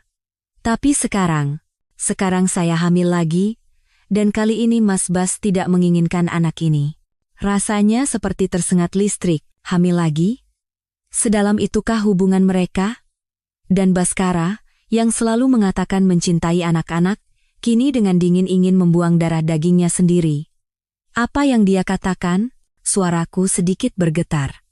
Dia bilang sekarang bukan waktunya, isak Rania. Dia akan segera dipromosikan menjadi wakil direktur utama dan tidak boleh ada skandal apapun. Pesta ulang tahun pernikahan ke-10 yang akan datang sangat penting, presdir dan jajaran direksi akan datang semua. Dia harus menjaga citra suami dan kepala keluarga yang sempurna. Dia berjanji, setelah masa ini lewat, setelah posisinya aman, dia akan memberiku status. Jadi dia memaksa saya ke klinik besok, sebelum pesta diadakan. Setiap kata Rania seperti hantaman palu di kepalaku. Jadi begitu. Inilah alasan sebenarnya pesta ini diadakan. Bukan hanya untuk menaikkan citra, tetapi sebagai sandiwara munafik untuk menutupi dosanya dan membuka jalan bagi masa depannya. Demi posisi wakil direktur utama, dia siap mengorbankan segalanya, bahkan anaknya sendiri. Lalu kenapa kau memberitahuku? Tanyaku dengan tatapan curiga. Karena saya tidak mau, teriak Rania, tetapi segera menutup mulutnya dan merendahkan suaranya. Saya tidak mau kehilangan anak saya. Saya sudah kehilangan satu. Saya tidak bisa kehilangan lagi. Saya sudah memohon padanya, tapi dia tidak mau dengar. Dia mengancam, jika saya tidak menurut, dia akan meninggalkan saya dan anak ini, dan membuat saya tidak bisa hidup tenang di Jakarta. Dia menatapku dengan tatapan putus asa. Bu Saras, ibu orang baik kan? Saya tahu saya salah telah masuk ke dalam rumah tangga ibu. Tapi tolong bantu saya. Hanya ibu yang bisa menghentikannya, tolong katakan padanya ibu tahu segalanya. Katakan padanya jika dia menyakiti anak ini, ibu tidak akan memaafkannya, dia takut pada ibu. Dia takut kehilangan ibu, takut kehilangan semua yang ibu berikan padanya, hanya kata-kata ibu yang akan didengarnya. Aku duduk termangu. Pikiranku kusut. Sekarang aku mengerti. Rania datang menemuiku bukan untuk menjebak, melainkan untuk meminta bantuan. Dia mencoba menggunakan aku sebagai kartu terakhirnya untuk melindungi anaknya. Dia telah menghitung dengan tepat bahwa sebagai seorang wanita, sebagai seseorang yang juga mendambakan anak, aku tidak akan tega membiarkan nyawa tak berdosa direnggut. Ironis sekali, aku hampir tertawa. Wanita simpanan yang telah menghancurkan rumah tanggaku, kini datang memohon pada istri sah untuk menyelamatkan darah daging hasil pengkhianatan. Apa yang harus kulakukan? Membantunya? Itu berarti anak dari suamiku dan selingkuhannya akan lahir. Kehadiran anak itu akan selamanya menjadi luka dan aib bagiku. Tetapi jika tidak membantunya, aku akan hidup dengan rasa bersalah karena secara tidak langsung menyebabkan kematian nyawa yang tidak berdosa. Aku menatap mata Rania yang berlinang air mata dan perutnya yang mulai membuncit. Anak itu tidak bersalah. Yang bersalah adalah kami, orang-orang dewasa. Aku menarik napas dalam-dalam. Sepertinya rencanaku butuh sedikit penyesuaian. Sandiwara ini harus menghadirkan aktor lain, dan aktor itu bukanlah aku. Saat meninggalkan kafe, dengan hati yang berat aku menghitung berbagai kemungkinan. Pertemuan dengan Rania telah membawaku ke dalam situasi dilema. Rencana balas dendam yang telah kususun dengan susah payah kini goyah oleh variabel yang tidak kuduga, variabel bernama nyawa tak berdosa. Reza menungguku di luar dengan wajah cemas. Bagaimana? Apa yang dia katakan? Bukan jebakan? Aku menggelengkan kepala dan menceritakan semuanya pada Reza. Reza juga tercengang. Dia terdiam lama, lalu menghela napas. Benar-benar kacau. Baskara. Dia bukan manusia lagi. Jadi, apa rencanamu? Aku menatap ke depan. Sebuah keputusan besar perlahan mengeras di benakku. Reza, aku tidak bisa membiarkan anak itu celaka. Siapapun ibunya, meskipun anak itu lahir dari pengkhianatan, dia tetaplah seorang anak. Dia berhak hidup. Reza mengangguk. Di matanya tersirat rasa hormat. Aku tahu kau akan berkata begitu. Kau selalu seperti itu. Terlalu baik. Bukan, aku tidak baik, potongku dengan dingin. Aku hanya tidak ingin menjual nuraniku hanya untuk membalas dendam pada satu orang yang tidak berharga. Anak itu akan kuselamatkan. Tapi bukan dengan cara yang diinginkan Rania. Aku tidak akan turun tangan. Aku tidak akan berbicara langsung dengan Baskara. Aku akan membuat orang lain melakukannya. Orang lain? Siapa? Tanya Reza terkejut. Ibunya Baskara, kataku dengan senyum penuh arti. Hanya beliau yang bisa menghentikan putranya. Dan kehadiran anak ini akan menjadi kejutan terbesar baginya. Rencanaku mulai berubah. Kini bukan lagi sekadar mengungkap kebenaran, tetapi akan menjadi perang psikologis yang jauh lebih rumit. Aku sangat mengenal ibu mertuaku. Beliau adalah wanita dengan nilai-nilai tradisional, yang menjunjung tinggi kehormatan keluarga di atas segalanya, dan sangat mendambakan cucu sebagai penerus keluarga. Selama 10 tahun aku dan Baskara belum memiliki anak, itu selalu menjadi kekhawatiran terbesarnya. Dia berkali-kali menyarankanku untuk memeriksakan diri, mengatakan bahwa garis keturunan keluarga ini tidak boleh putus. Sekarang, jika dia tahu bahwa putranya tidak hanya berselingkuh, tetapi juga punya anak di luar nikah, dan bahkan berniat membuang darah dagingnya sendiri, bagaimana reaksinya? Kekecewaan, kemarahan, dan mungkin rasa bersalah karena gagal mendidik putranya. Semua emosi itu akan menjadi pukulan telak bagi wanita yang begitu bangga dengan keluarganya itu. Aku menceritakan rencana baruku pada Reza.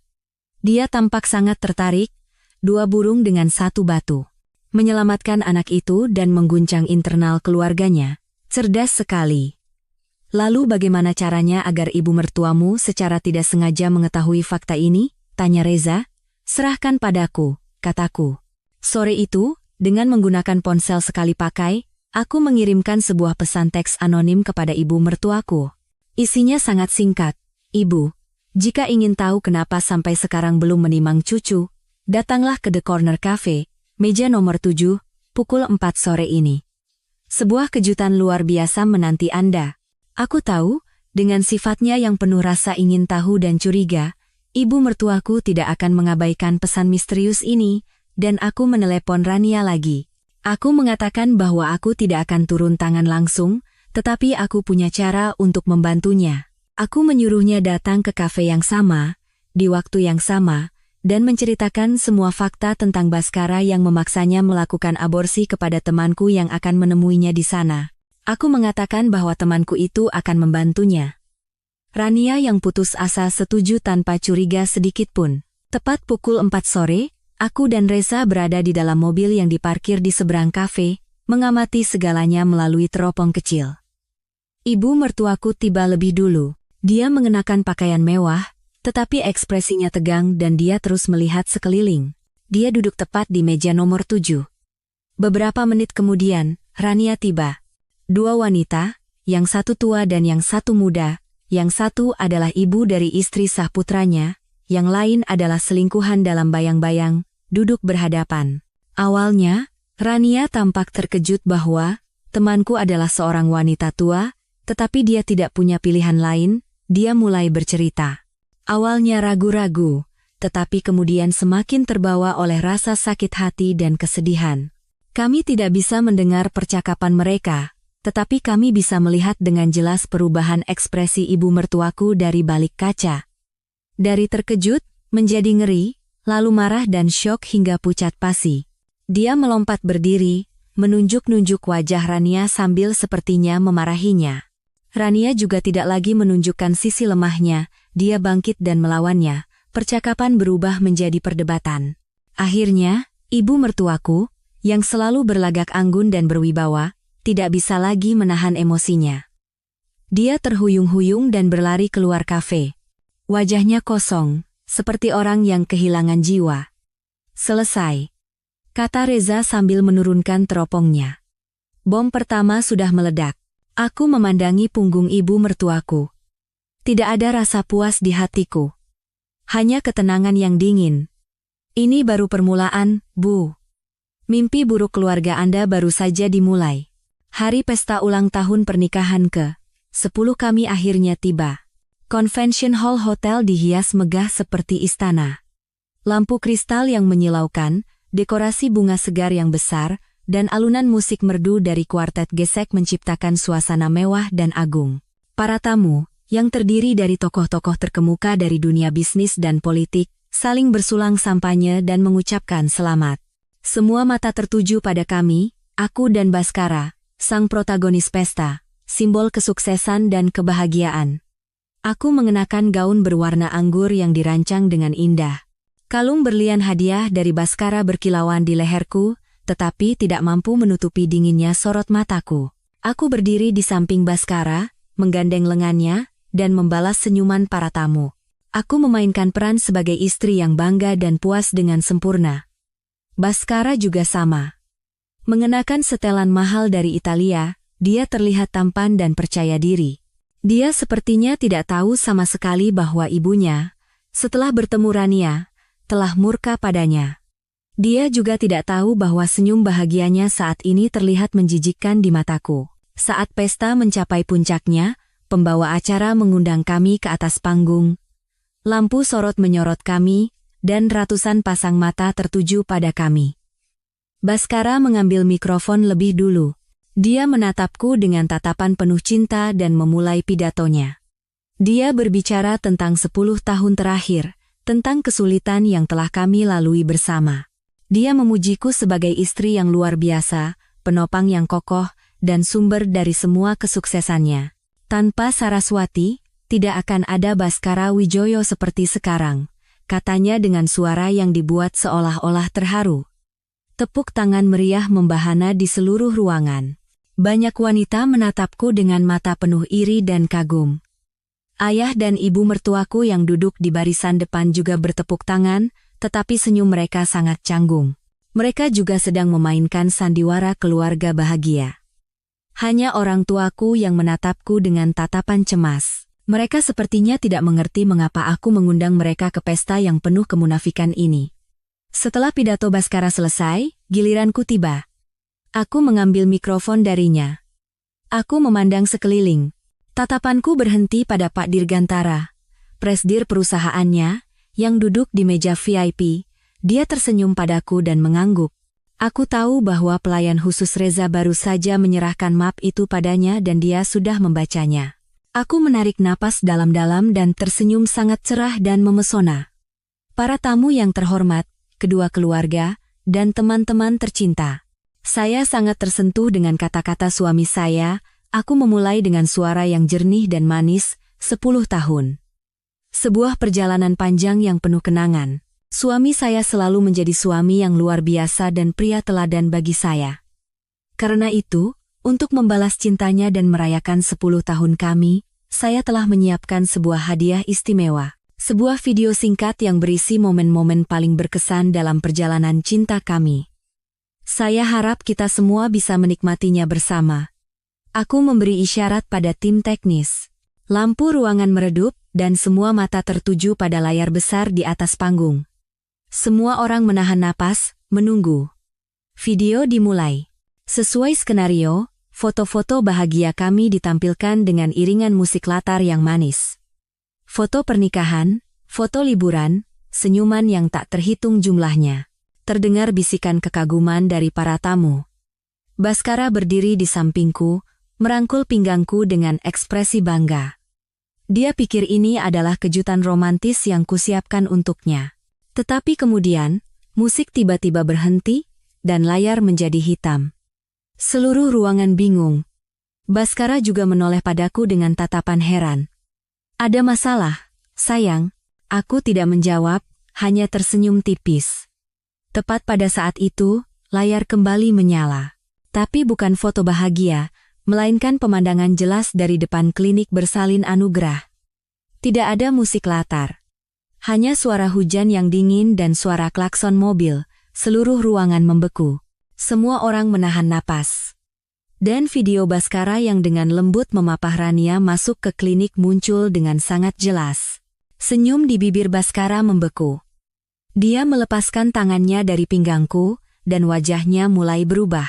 Video terus menampilkan adegan Baskara mencium kening Rania dalam gerakan lambat. Dan pada saat yang sama, percakapan WhatsApp mereka muncul diperbesar di layar. "Mas, jadi gimana? Masa anak kita nanti tumbuh tanpa ayah? Sabar ya, setelah masa ini lewat, aku akan memberimu status, aku janji." Suara gemuruh seperti sarang lebah yang pecah mulai terdengar.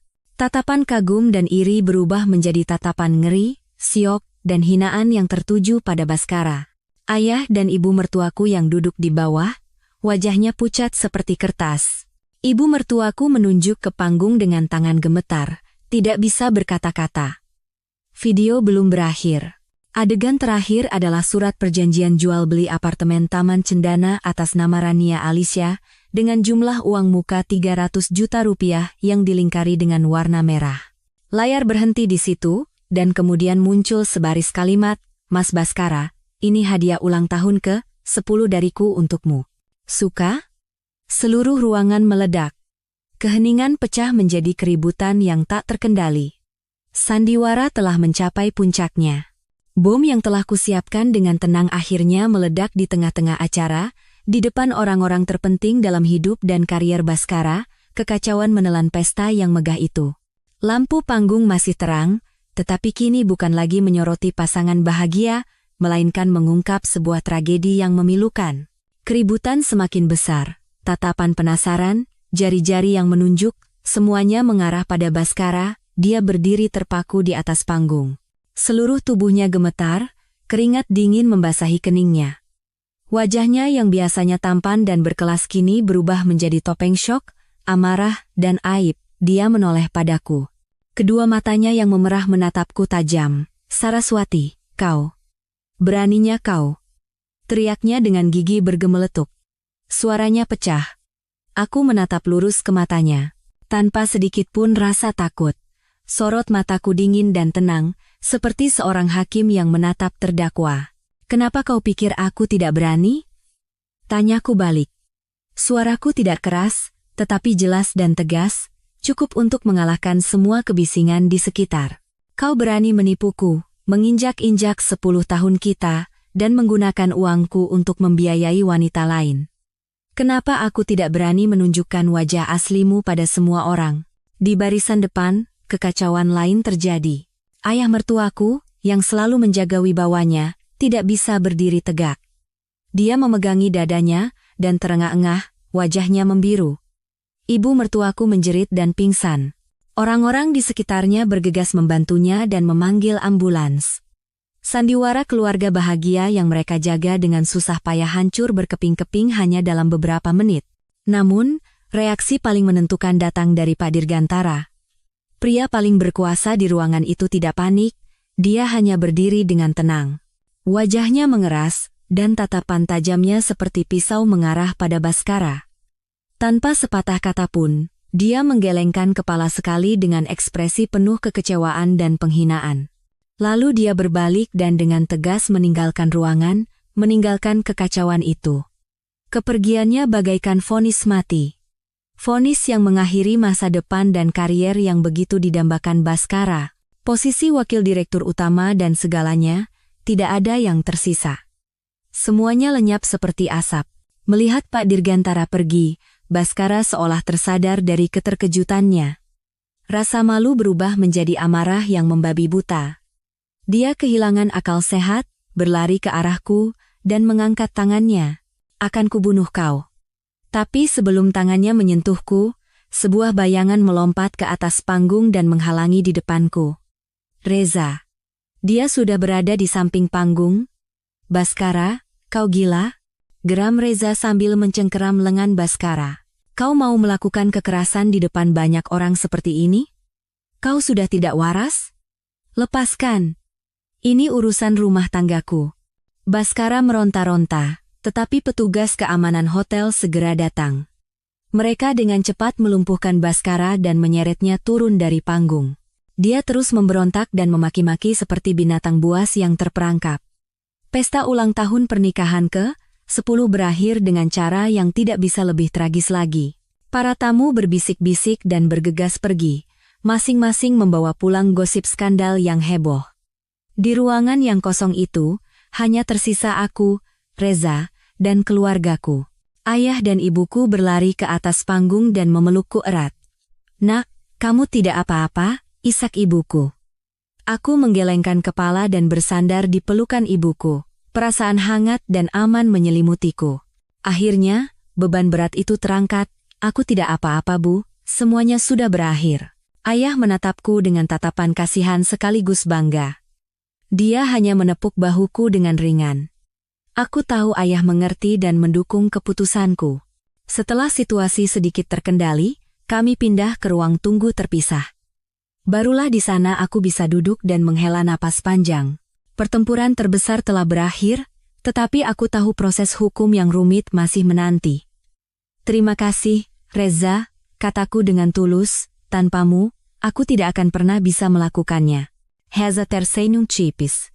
"Antar teman saja, yang penting sekarang kau bebas, kau telah melakukan hal yang sangat berani." Saat itu, pintu ruang tunggu terbuka dengan kasar. Baskara. Dia sepertinya sudah lebih tenang, tetapi penampilannya menyedihkan. Setelannya kusut, rambutnya acak-acakan. Dia tidak lagi beringas.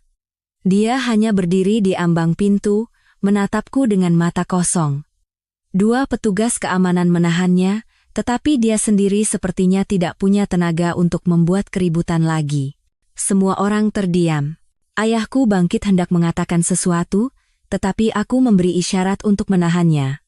Aku bangkit dari kursi, dan berjalan menghampiri Baskara. "Percakapan terakhir, penutupan yang jelas, sangat diperlukan. Masih ada yang mau kau katakan?" tanyaku dengan suara tanpa emosi. Baskara menatapku, bibirnya bergerak-gerak, tetapi tidak ada kata yang keluar. Keangkuhan dan kepercayaan dirinya telah lenyap. Dia kini hanyalah seorang pecundang yang menyedihkan. "Kenapa?" akhirnya dia berbisik. "Kenapa harus sejauh ini?" Aku menatap lurus ke matanya. "Karena kau pantas mendapatkannya, Mas Baskara. Kau yang menghancurkan semuanya dengan tanganmu sendiri. Jangan salahkan aku." Dengan kata-kata itu, aku berbalik. Aku tidak ingin melihat wajahnya sedetik pun lebih lama. Aku melewatinya. Pintu ruang tunggu tertutup, dan 10 tahun hidupku bersama pria itu resmi berakhir. Di tempat yang telah dilanda badai, tersisa keheningan yang aneh. Kehampaan dan kelelahan yang datang setelah kemarahan dan adrenalin mereda. Malam itu, aku tidak kembali ke rumah yang pernah menjadi surga kami, tetapi kini telah menjadi reruntuhan kebohongan. Aku pergi bersama orang tuaku dan Reza ke rumah masa kecilku. Tempat di mana setiap sudutnya menyimpan kenangan damai. Aku tidak menangis atau banyak bicara. Aku hanya diam-diam masuk ke kamar lamaku, merebahkan diri di tempat tidur yang familiar, dan tertidur lelap tanpa mimpi. Itu adalah tidur pertamaku dalam beberapa minggu tanpa ketegangan, tanpa sandiwara, tanpa ketakutan. Saat sinar matahari pagi menyusup melalui jendela dan menciptakan berkas cahaya di lantai, aku terbangun, tubuhku terasa sangat ringan. Seolah-olah beban berat yang telah menindihku selama 10 tahun terakhir telah terangkat. Beberapa hari berikutnya, seperti yang telah kuduga bersama Reza, kisah pesta ulang tahun pernikahan yang menentukan itu menyebar seperti bom di media dan media sosial. Video yang kutayangkan tidak bocor seluruhnya karena kontrol keamanan, tetapi melalui mulut ratusan tamu, apa yang terjadi di pesta itu diceritakan kembali dalam berbagai versi. Namun, inti dari semua cerita itu sama. Baskara Wijoyo, seorang direktur pemasaran yang menjadi panutan pria berkeluarga, telah diungkap perselingkuhan, penipuan, dan penggelapannya oleh istrinya sendiri, tepat di hari perayaan cinta mereka. Saham grup perusahaan tempatnya bekerja sempat anjlok. Jajaran direksi, termasuk presidir yang dipermalukan dan pergi begitu saja, tidak tinggal diam. Hanya 2 hari kemudian, sebuah siaran pers singkat namun tegas dirilis. Grup perusahaan memutuskan hubungan kerja secara resmi dengan Bapak Baskara Wijoyo, setelah mempertimbangkan bahwa tindakan amoral serius yang dilakukannya bertentangan dengan nilai-nilai inti perusahaan dan berdampak negatif pada citra perusahaan. Posisi wakil direktur utama, yang begitu didambakan Baskara hingga rela mengorbankan segalanya, bahkan kemanusiaannya, kini menjadi mimpi yang jauh, ilusi yang hancur. Karier yang dibangunnya di atas pengorbanan masa mudaku selama 10 tahun, hancur total dalam semalam. Keluarganya juga tidak luput dari pusaran aib. Rumah mereka yang dulu angkuh kini mengunci pintu. Mereka tidak punya keberanian untuk menghadapi tetangga atau menerima telepon dari kerabat yang penuh sindiran. Ibu mertuaku, yang sangat terkejut, bukan lagi bersandiwara, tetapi benar-benar dirawat di rumah sakit. Ayah mertuaku yang patriarkal dan berwibawa, rambutnya memutih dalam semalam. Cangkang sempurna keluarga bahagia yang mereka jaga dengan susah payah telah hancur berkeping-keping, memperlihatkan kebenaran yang busuk dan buruk. Nasib Rania juga tidak berbeda. Setelah insiden itu, identitas dan ceritanya dengan cepat terungkap oleh para netizen. Dia dipecat dari perusahaan, dijauhi oleh teman-temannya, dan menjadi pusat caci maki. Tidak tahan dengan tekanan, dia diam-diam menghilang dari Jakarta dengan membawa darah daging Baskara di dalam kandungannya. Memulai pelarian menuju masa depan yang tidak pasti. Itulah akhir yang menyedihkan dari sebuah hubungan yang dibangun di atas perhitungan dan kebohongan. Sementara dunia luar ramai dengan dampak cerita itu, aku memilih untuk diam. Semua proses hukum kuserahkan pada Reza. Berkat bukti-bukti yang tak terbantahkan, proses perceraian berjalan sangat cepat. Baskara, yang telah kehilangan segalanya, sepertinya tidak punya tenaga lagi untuk melawan atau berdebat. Dia diam-diam menandatangani surat perjanjian cerai. Dia setuju untuk pergi dengan tangan kosong. Rumah, mobil, dan sebagian besar harta bersama yang pada dasarnya adalah hasil dari uang dan usahaku kembali kepada pemiliknya yang sah menurut hukum. Di hari aku menerima surat putusan cerai, aku tidak merasa puas atau senang. Hatiku anehnya terasa damai. Sebuah lembaran dari buku tua yang penuh dengan penderitaan dan air mata akhirnya telah ditutup. Aku tidak buru-buru kembali bekerja. Aku tahu jiwaku butuh penyembuhan. Aku memberitahu orang tuaku bahwa aku butuh perjalanan yang sangat jauh untuk menemukan kembali diriku sendiri. Orang tuaku, yang telah mengetahui segalanya, diam-diam mendukungku. Pergilah, nak, kata ayahku. Pergilah kemanapun kau mau. Asalkan hatimu bisa tenang, itu sudah cukup, begitulah perjalananku dimulai. Sebuah perjalanan tanpa jadwal atau tujuan yang pasti. Aku memutuskan untuk pergi ke Eropa, tanah kuno yang telah lama kuimpikan. Yang mengejutkan, Reza juga ikut dalam perjalanan itu. Dia bilang liburan yang telah direncanakannya sejak lama kebetulan bersamaan. Aku tahu itu hanya alasan. Dia ikut karena mengkhawatirkanku.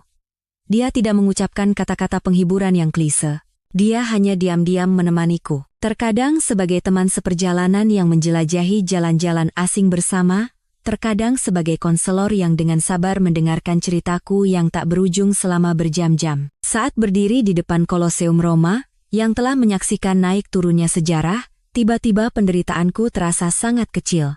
Jika kekaisaran besar saja bisa runtuh, apalagi sebuah pernikahan yang dibangun di atas kebohongan. Kekokohan reruntuhan berusia ribuan tahun itu seolah memberiku kekuatan. Bahwa semua luka pada akhirnya akan menjadi bagian dari sejarah, dan manusia harus terus hidup dengan tegar. Di Paris, kota cinta, aku tidak lagi merasa sakit hati melihat pasangan yang berjalan di sepanjang sungai Seine. Aku duduk sendirian di sudut kafe kecil, minum kopi, dan mengagumi cahaya menara Eiffel yang menghiasi langit malam. Aku menyadari bahwa kebahagiaan tidak harus datang dari orang lain. Kebahagiaan terkadang cukup dengan berada sendirian dengan tenang, melakukan apa yang kusukai, menjadi diriku sendiri. Reza selalu ada di sana. Menjaga jarak yang pas, tidak melanggar ruang pribadiku, tetapi selalu siap saat aku membutuhkannya. Dan akhirnya, di Santorini, pulau surga yang khas dengan kubah putih dan birunya, sesuatu di dalam diriku benar-benar berubah. Sore itu, kami duduk berdampingan di ujung tebing, memandangi matahari terbenam yang perlahan tenggelam di Laut Aegea. Pemandangan langit yang diwarnai oleh semburat jingga yang membara begitu indah hingga membuat napas tertahan. Di saat yang begitu hening dan damai itu, Reza tiba-tiba menggenggam tanganku. Tangannya hangat dan kokoh. "Saras," katanya pelan. "Masa lalu sudah di belakang. Itu adalah pelajaran, bukan hukuman seumur hidup. Kau punya keberanian untuk mengakhirinya. Sekarang, kau juga punya keberanian untuk memulai babak baru. Aku menatap matanya. Mata yang tulus, hangat, dan penuh kepercayaan. Di dalam matanya, aku melihat rasa hormat, pengertian, dan kasih sayang yang dalam yang selama ini coba disembunyikannya. Aku tidak langsung menjawab, hanya menggenggam tangannya lebih erat. Air mata kembali mengalir, tetapi kali ini adalah air mata kelegaan, rasa terima kasih, dan harapan yang baru tumbuh. Ketika kami kembali ke Indonesia, aku telah menjadi orang yang sama sekali berbeda. Aku memutuskan untuk tidak kembali mengelola klinik kecantikan. Aku menyerahkan bisnis itu kepada pemilik baru dan hanya menyisakan sedikit saham. Aku ingin memulai sesuatu yang baru, sesuatu yang lebih berarti, sesuatu yang benar-benar milikku. Aku teringat hari-hari di mana aku merasa putus asa dan tidak berdaya saat menemukan kebenaran. Aku ingat kesepian karena harus menanggung semuanya sendirian. Dan aku tahu, ada banyak wanita lain di luar sana yang mengalami penderitaan serupa, tetapi tidak semua orang cukup beruntung, cukup kuat, atau memiliki sumber daya yang cukup untuk mengatasinya. Dengan bantuan hukum dan dukungan moral dari Reza, aku mendirikan sebuah yayasan amal bernama Pagi Yang Baru. Sebuah yayasan yang memberikan bantuan hukum gratis, konseling psikologis, dan modal awal bagi para wanita korban kekerasan dalam rumah tangga dan penipuan pernikahan, untuk membantu mereka keluar dari kehidupan yang buntu dan memiliki keberanian serta sumber daya untuk memulai dari awal lagi. Kisahku berubah dari tragedi pribadi menjadi kisah inspiratif bagi banyak orang.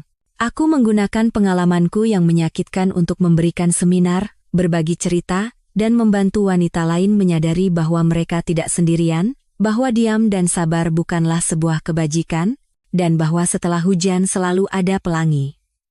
Pekerjaan baru ini membuatku sibuk. Setiap kali satu kasus berhasil diselesaikan dan aku melihat seorang wanita kembali tersenyum, aku merasakan kegembiraan dan kepuasan yang tidak akan pernah bisa didapatkan dari uang atau jabatan.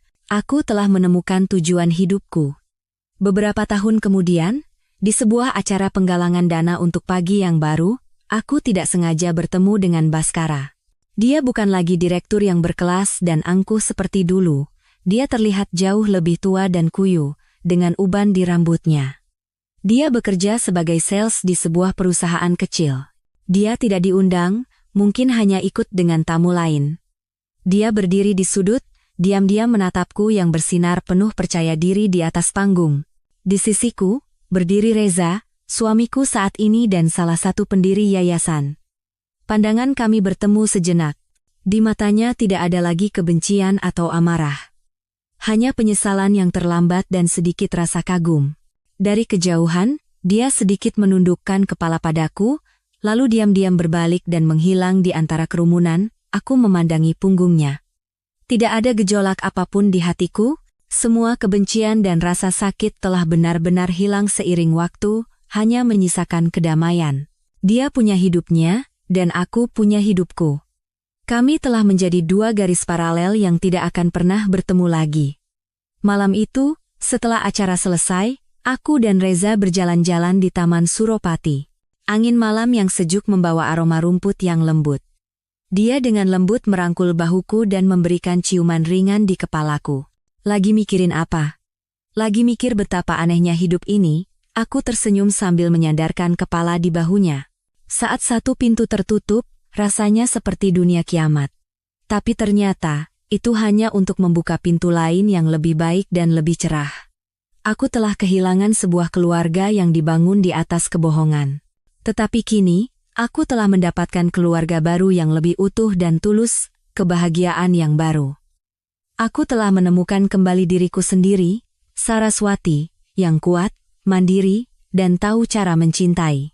Sandiwara dalam hidupku, babak tragedi itu, telah resmi berakhir. Dan mulai sekarang, di atas panggung kehidupanku, aku akan menulis naskah baru dengan tanganku sendiri. Babak-babak yang hanya diisi dengan kegembiraan, cahaya, dan kebahagiaan.